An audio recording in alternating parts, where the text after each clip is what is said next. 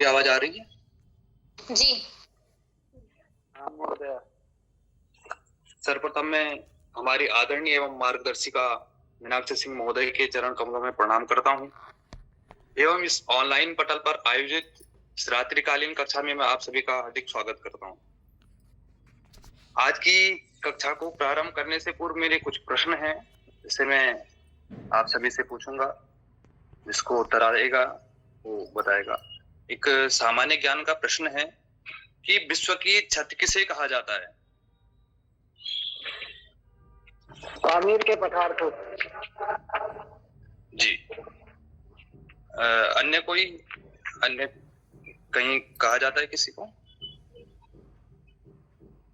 पामीर पर्वत जो कि तिब्बत है। तो तिब्बत को ही विश्व का पठार क्यों कहा जाता है?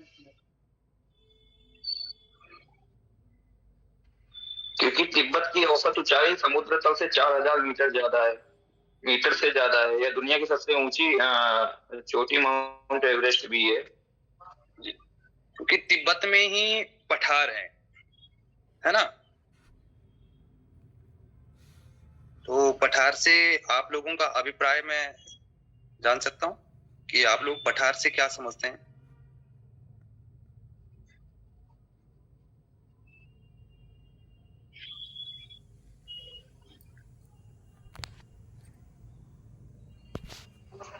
महोदय, पठार धरातल का एक ऐसा भू आकृति है जिसका ऊपरी भाग सपाट होता है और आसपास के इलाकों से ज्यादा ऊंचा होता है।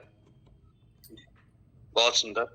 तो आज का जो हमारा प्रकरण है वो है अधिगम के पठार से तात्पर्य एवं प्रयोग। जैसे पूर्व में आप अधिगम को पढ़ चुके हैं, अधिगम में स्थानांतर पढ़ चुके हैं, तो अब अधिगम में पठार पढ़ेंगे। वो मैं आपको पीपीटी के माध्यम से पढ़ाऊंगा।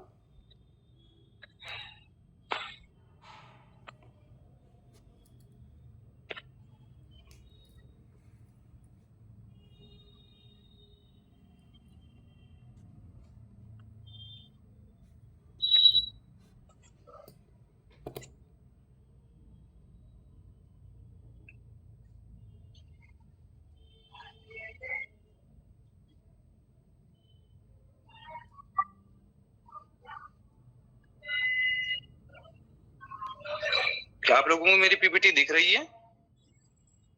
जी जी। तो पठार तो पूर्व में हमारी छात्र अध्यापिका द्वारा पढ़ाया गया कि अधिगम में स्थानांतरण कि जैसे एक कक्षा में कक्षा शिशु में वर्ण पढ़ाए गए, परंतु वर्ण द्वितीय कक्षा में या प्रथम कक्षा में आते ही वो वर्ण से आगे शब्द ना सीखकर वर्ण तक ही सीमित रह गया। या हम कह सकते हैं कि जब किसी व्यक्ति की सीखने की प्रक्रिया में प्रगति धीमी हो जाती है या बिल्कुल ही रुक जाती है। जैसे कि कक्षा शिशु में बालक ने वर्ण पढ़ लिया, परंतु उसके बाद वो क्या है, वर्ण से आगे शब्द पर नहीं पहुंचा और वहीं वर्ण पर रुक गया। तो उस स्थिति को क्या कहेंगे? पठार। आप सुन पा रहे हैं मुझे? जी। तो उस स्थिति को मतलब जहाँ क्या है, सीखने की जो प्रक्रिया है, जो है ना, जो सीखने की प्रक्रिया है, जो सीखने की गति है, जहाँ पे वो रुक जाए उसे क्या है, पठार कहेंगे। अब दूसरी स्लाइड में जैसे आप देख पा रहे हैं कि इसमें क्या है कि देख रहे हैं कि एक तरफ क्या है, सीखने की मात्रा की 0 से 50 की और एक क्या है नीचे साइड में आप देख रहे हैं कि अभ्यास की घंटे, है ना। तो बच्चा 0 से 50 की और न जाकर वो बीच में ही जहाँ पे पठा लिख रहा है, देख रहे हैं कि वो रुक जाता है। वहां पे क्या है, वक्र की स्थिति आ जाती है। जैसे ज्योतिष वाले छात्र होंगे, उनको वक्री जब ग्रह वक्री होते तो मतलब क्या है, वो गति क्या है उसकी अवरुद्ध हो जाती है। जो सीखने की गति होती है वो क्या है, वहां पे रुक जाती है। वहां पे जब कोई अवरोध का कारण बनता है, कुछ ऐसी समस्याएं आती है, तो उसे क्या है, पठार कहेंगे। तो पठार से आप स्पष्ट हो पाएंगे पठार किसे कहते हैं?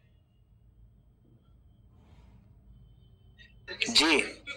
जी। आगे कुछ मनोवैज्ञानिक हुए हैं जिन्होंने कुछ परिभाषाओं के द्वारा पठार को अधिगम्य पठार को समझाने का प्रयास किया है। तो स्किनर नाम के जो मनोवैज्ञानिक हुए हैं, उन्होंने पठार के लिए परिभाषा दी है कि पठार क्षैतिज प्रसार है जिससे सीखने में उन्नति का प्रत्यक्ष बोध नहीं होता है। यहाँ पर क्षैतिज का अर्थ आप ले सकते हैं कि जैसे यहाँ 0 से 50 की ओर एक बॉल को उछाला जाए तो उसे कहेंगे त्रियक प्रक्षेप, और वहीं 50 से नीचे की ओर जो नीचे से ऊपर की ओर फेंकी जाए उसे त्रियक प्रक्षेप, और वहीं ऊपर से 50 से अगर कोई नीचे की ओर फेंकी जाए तो उसे कहेंगे क्षैतिज प्रसार। ठीक है। दूसरे जो हमारे मनोवैज्ञानिक हुए हैं रॉश, उन्होंने एक परिभाषा दी है कि पठार सीखने की प्रक्रिया की प्रमुख विशेषता है जो इस अवधि को सूचित करते हैं जब सीखने की क्रिया में कोई उन्नति नहीं होती है। अर्थात कि क्या है, पठार क्या है, उस उन्नति को, जो उन्नति अवरुद्ध हो रही है उसको क्या है, बोध करवाती है। अब हमने यहाँ तक पढ़ा कि पठार है क्या। अब प्रश्न उठता है कि पठार किन कारणों से होता है, कि भाई ठीक है पढ़ तो लेके पठार क्या होता है, परंतु पठार के कारण क्या है कि जो क्या है पठार उत्पन्न होते हैं, इसमें उत्पन्न होते हैं अधिगम में, है ना। तो अधिगम में पठार उत्पन्न क्यों होते हैं उसके कुछ हम कारण जानेंगे। कुछ आप लोगों में से कोई बता सकता है कि किस कारण पठार उत्पन्न होते हैं?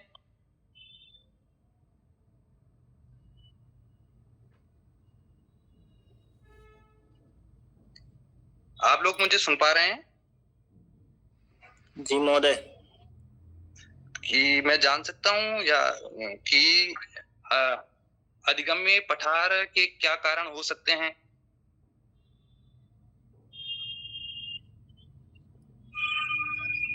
चलिए कोई नहीं। कुछ पहला कारण पठार के कारण हो सकते हैं। अधिगम में पठार के जो पहला कारण है वो है मनोभौतिक सीमा, अर्थात मानसिक और शारीरिक कारण। जैसे पहले चित्र में आप देख रहे हैं कि एक दुबला पतला बालक दिख रहा है जो क्या है जिसका शरीर, अगर एक छात्र है वो उसका शरीर क्या है बहुत ही कमजोर है। वो कक्ष में पढ़ा क्या है वो जितने समय तक कक्षाएं चल रही है उसमें क्या है वो अपने को सहज नहीं अनुकूल कर पा रहा है, या उसके कहीं शरीर में किसी शरीर के अंग में कहीं दर्द है, तो उसे क्या कहेंगे,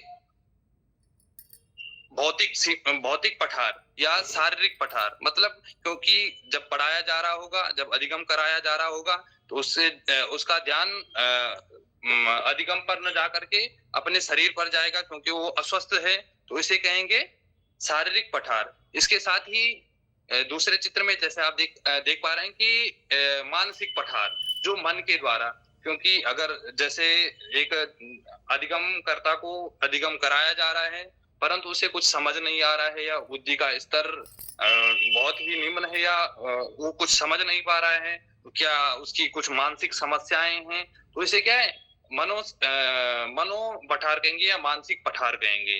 दूसरा कारण हो सकता है कि नकारात्मकता, उसे कुछ सीखने में अरुचि आ रही हो, या जो उसे सिखाया जा रहा है वो उसे नहीं समझ पा रहा है, जिसके कारण उससे क्या है उसके मन में क्या है नकारात्मक आएगी, वो विषय की गंभीरता को नहीं समझ पाएगा अगर रुचि नहीं आएगी, है ना। तो ये भी क्या है नकारात्मक अभी एक क्या है कारण हो सकता है। तीसरा कह सकते हैं कि कार्य की जटिलता।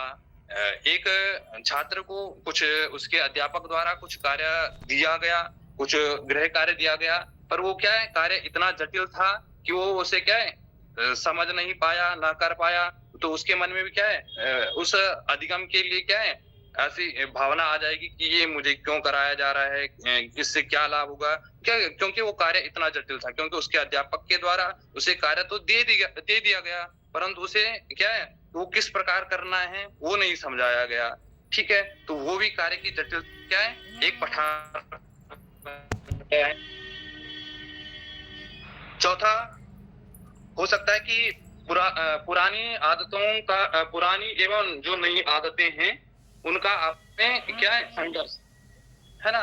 कि जैसे उदाहरण के लिए हो सकता है कि एक बच्चा याद करने का तरीका क्या था कि वो जोर जोर से पढ़ के उसे याद करता था, परंतु उसके अध्यापक के द्वारा कहा गया कि आप हम्म, आप जोर से पढ़कर बाहर मुख से बाहर ना पढ़कर आप मन के अंदर पढ़ें, तो मन के अंदर पढ़ें। तो उसमें क्या है, उसकी कठिनता, क्योंकि उसे आदत थी कि मुझे बाहर पढ़ के जोर जोर से पढ़ के याद करना है, उससे उसे सरलता से याद होता था। परंतु उसे जब मुख के अंदर के लिए बोला गया तो उसे क्या है वो नहीं कर पाया। तो ये भी वो क्या है एक आदतों, क्योंकि पुरानी आदतों का और नए आदतों का आपस में संघर्ष, ये भी एक क्या है पठार बन सकता है। आगे जटिल कार्य ऐसा कोई, जैसे पूर्व में भी दिया गया कि जटिल कार्य के प्रति जटिल कार्य का देना, वो भी एक हो गया। अभ्यास का दूसरा हो सकता है कि अभ्यास का उपयुक्त अभाव, या वो अधिगम करता है, इतना अभ्यास नहीं कर पा रहा है, या ना उससे करवाया जा रहा है, ये भी एक कारण बन सकता है।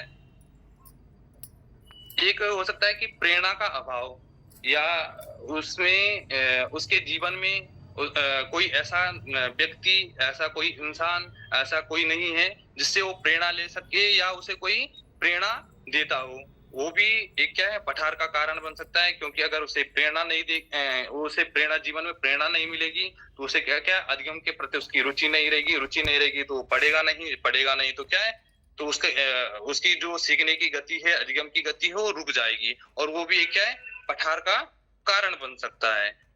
और एक अगला हो सकता है कि समग्र की अपेक्षा एक विषय के अंश पर ही ध्यान देना, मतलब कि जो लक्ष्य है उस पे पूरा न ध्यान देकर बस एक ही बिंदु को पकड़कर उस पे फोकस करना, तो भी ये क्या है पठार का कारण बन सकता है। अब हमने जान लिया कि पठार क्या होता है, पठार किन कारणों से होता है। अब प्रश्न उठता है कि क्या पठारों का निराकरण किया जा सकता है? आप मुझे सुन पा रहे हैं? हाँ महोदय। कि हाँ, तो अधिगम में जो पठारों का कुछ निराकरण किया जा सकता है? जी। क्या कैसे, किस माध्यम से, कैसे, क्या समाप्त किए जा सकते हैं पठार? हाँ, शिक्षक अपनी मेथड को चेंज कर दे। नहीं, शिक्षा मेथड को ठीक है, पूर्ण रूप से क्या पठारों को समाप्त किया जा सकता है? पूर्ण रूप से तो नहीं किया जा सकता, क्योंकि छोटी मोटी समस्याएं तो शिक्षा में आती ही रहती है उसके जीवन में। जी सही। तो अधिगम कुछ एक मनोवैज्ञानिक हुए हैं, उन्होंने कहा कि शायद ऐसी कोई भी विधि, सोरेंस नाम के एक मनोवैज्ञानिक हैं, उनका कथन है कि शायद ऐसी कोई भी विधि नहीं है जिससे पठारों को बिल्कुल समाप्त कर दिया जाए, पर उनकी संख्या और अवधि को कम किया जा सकता है ना? तो क्या है कि पठारों को समाप्त तो नहीं कर सकते हैं, परंतु उनकी जो संख्या है उनको क्या है कम कर दिया जा सकता है। अब वो पठार किनके माध्यम से कम हो सकते हैं?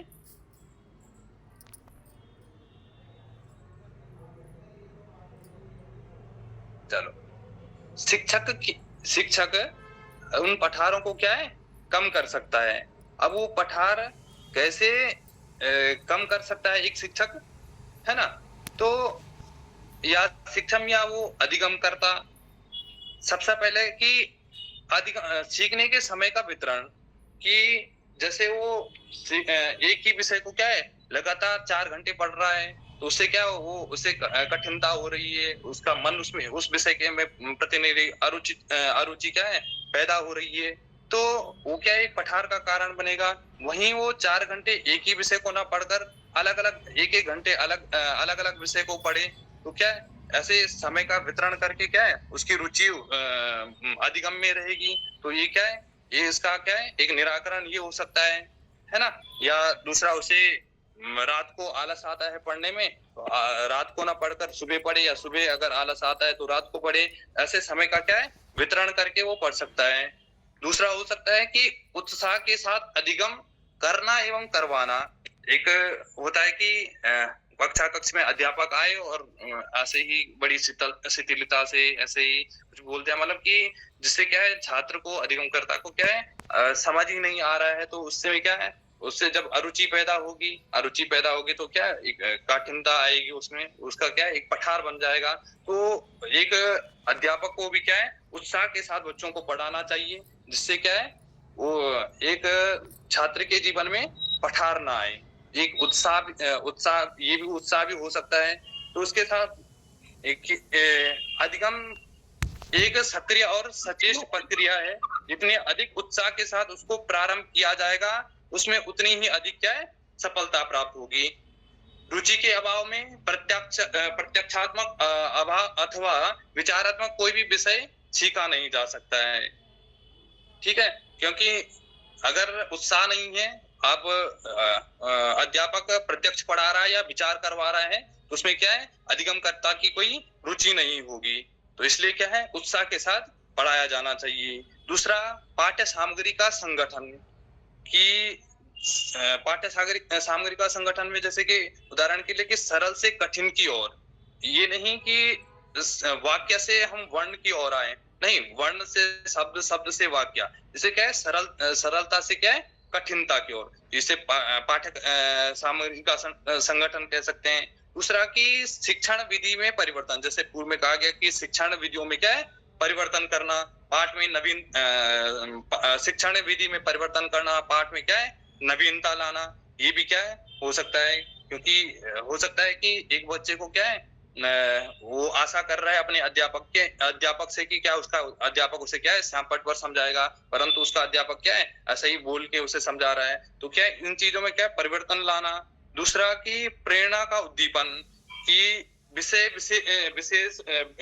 विशेष के प्रति प्रेरणा।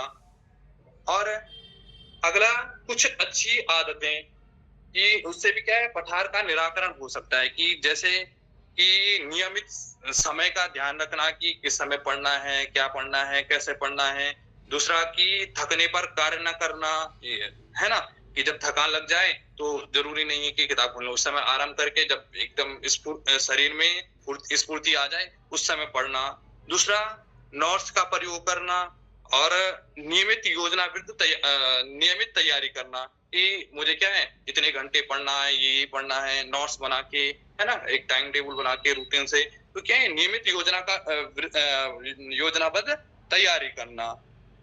अगला हो सकता है विश्राम, क्योंकि अगर अध्यापक छात्र को लगातार सुबह से शाम तक पढ़ा रहा है, तो वो क्या है, उसका उस विषय के प्रति अरुचि आ जाएगी, वो पढ़ नहीं पाएगा, मानसिक और शारीरिक थकान से वो क्या है, उसे क्या है, उसके अध्ययन में क्या है, पठार आ जाएंगे। तो एक छात्र को क्या है, विश्राम देना भी क्या है, अति आवश्यक है। अब कुछ संक्षेप में जैसे पठार के समाधान है, कि सीखने वाले की शारीरिक एवं मानसिक दशा का बार बार मूल्यांकन करना। दूसरा क्या है, कि जो सीखने वाला है, अधिगम करता है, उसकी क्या है, जो शारीरिक एवं मानसिक दशाएं हैं, उसको बार बार क्या है, उसका मूल्यांकन करना कि क्या उसके क्या है, जीवन में क्या है, कोई पठार तो नहीं है, कोई समस्याएं तो नहीं है, जिससे क्या है, सीख नहीं पा रहा है, तो उसका क्या है, बार बार मूल्यांकन करना। दूसरा, सीखने के लक्ष्य जब तक पूरा ना हो जाए तब तक उसे प्रेरणा देते रहना, कि जब तक कुछ वो टारगेट अपना हासिल ना कर पाए, उसे क्या है, तब तक उसके अध्यापक के द्वारा या जो उसके मार्गदर्शक हैं, प्रेरणा के स्रोत हैं, उनको क्या है, उसे बार बार क्या है, प्रेरणा देती रहनी चाहिए। तीसरा, कि सीखने की विधि का चुनाव छात्र एवं विषय की प्रवृत्ति को ध्यान में रखकर करना चाहिए। दूसरा क्या है, कि अध्यापक को छात्र की जो रुचि है, कि अगर उसकी रुचि जिस विषय में है उस विषय में ज्यादा उसका फोकस करवाना चाहिए, या जैसे कि उसे ज्यादा पढ़कर या समझ आता है, या ब्लैक बोर्ड पर उसे जब समझाया जाता है उसे तब समझ आता है। उन चीजों का भी क्या है, एक अध्यापक को ध्यान रखना चाहिए, क्योंकि जब वो उस तरीके समझाएगा तो उससे क्या है, सीखने में उसको मदद मिलेगी। चौथा कि अध्यापक का व्यवहार स्फूर्तिदायक होना चाहिए। और इससे भी क्या है कि अगर एक अध्यापक आलसी होगा या उसके अंदर स्फूर्ति नहीं होगी, पाठ में रुचि नहीं लाएगा, तो क्या है, वो भी क्या है, एक अधिगमकर्ता के लिए, छात्र के लिए एक पठार का कारण बन सकता है। तो ये भी एक निराकरण हो सकता है कि क्या है, अध्यापक का व्यवहार स्फूर्तिदायक हो। अगला, कार्य का अभ्यास सही हो और विश्राम का समय भी उपयुक्त हो, कि जैसे पूर्व में भी आया है कि कार्य का अभ्यास सही तरीके से अब वो या ये ना हो कि वो अभ्यास तो कर रहा है परंतु क्या है, गलत तरीके से कर रहा है, गलत कर रहा है। और दूसरा ये भी ना हो कि उसे क्या है, लगातार ही करे जा रहा है, उसको क्या है, पढ़ने विश्राम का समय नहीं मिल रहा है, जिससे क्या उससे मानसिक रूप से भी थक जाए और शारीरिक रूप से भी थक जाए। तो ये भी विशेष ध्यान रखने लायक है, और ये भी एक क्या है, निराकरण है जिससे पठार को रोका जा सकता है। अगला, सीखने का पर्यावरण उपयुक्त हो जिससे सीखने वाला अपने ध्यान को एकाग्र कर सके, और उसे एक अधिगमकर्ता को एक ऐसा वातावरण मिले जिससे क्या हो, उपयुक्त उससे वो पढ़ सके, कहीं ऐसा खराब माहौल ना हो, उसकी कोई ऐसी कठिन परिस्थिति ना हो, कुछ आर्थिक समस्याएं या कुछ भी ऐसी जिससे क्या वो पढ़ नहीं पा रहा हो। तो ऐसी उन चीजों का भी ध्यान रखना चाहिए कि उसे क्या है, एक अच्छा पर्यावरण मिल सके। तो इसके साथ हमारा ये प्रकरण यहीं पे समाप्त हुआ। अगर किसी को मैं समझाने में असमर्थ रहा या कुछ प्रकरण से छूट गया हो तो आप सब लोग पूछ सकते हैं। महोदय, एक प्रश्न है। जी। यदि कोई विद्यार्थी कक्षा में जी। ए को बी पढ़ता है तथा बी को ए पढ़ता है, जी। तो उस समय उसका कौन सा पठन विकार है या कौन सा पठार है, तो उसको किस आधार पर शिक्षक दूर करे? एक बार फिर से आप अपना प्रश्न दोहराएंगे? यदि कोई विद्यार्थी अंग्रेजी की कक्षा में ए को बी पढ़ता है तथा बी को ए पढ़ता है, उसमें कौन सा पठन विकार या पठार उत्पन्न होता है, अध्यापक इसको किस आधार पर दूर करे? जी, ये पठन विकार अध्यापक के द्वारा उसे समझाया जाए, कि उसे बताया जाए कि ए और बी में उसका अंतर स्पष्ट किया जाए कि ए ये है और बी ये है।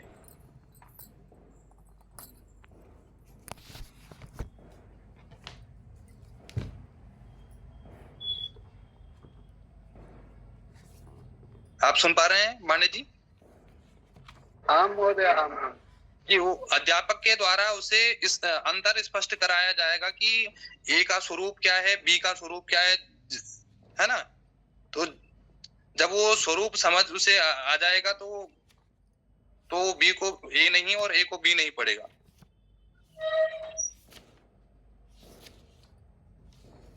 अगला कोई कुछ और? महोदय जी, क्या अधिगम में जो अध्यापक उत्साह से पढ़ाएगा, तो जो वह जिसको पढ़ाएंगे उसका जो पठार होगा, जो उसमें उसको रुकावट आ रही होगी उत्साह के साथ अगर वो पढ़ा रहे हैं, तो वो जो पठार आ रहा है क्या वो खत्म होगा? कि अगर नहीं, अगर उसका एक अधिगम कर्ता का, एक बालक का पठार इसलिए आ रहा है कि उसका अध्यापक उत्साह से नहीं पढ़ा पा रहा है या उससे पाठ में रुचि नहीं दिला पा रहा है, तो वो तो अवश्य रूप से ही पठार उसका निराकरण हो जाएगा, क्योंकि जब उसका अध्यापक उसे उत्साह से पढ़ाएगा तो उसका निराकरण हो जाएगा। परंतु अगर उसके पठार का कारण कुछ अन्य समस्याएं हैं तो वो तो नहीं हो पाएगा। जी, धन्यवाद। अन्य कोई?